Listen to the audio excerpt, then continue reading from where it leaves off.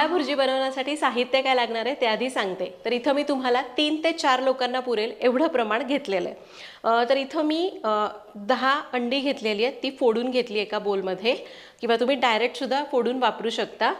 अंडी छोटी छोटी आहेत म्हणून मी 10 घेतलीत, मोठी अंडी असतील ना तर 8 घेतली तरी पण पुरेशी होतील। 8 ते 10 अंडी फोडून घेतली।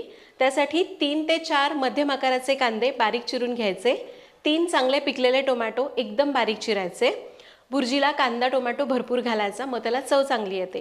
त्याचबरोबर आपल्याला लागेल 2 टेबलस्पून तेल, 2 टेबलस्पून बटर, थोडीशी कोथिंबीर, 3 ते 4 हिरव्या मिरच्या बारीक चिरून घेतल्यात,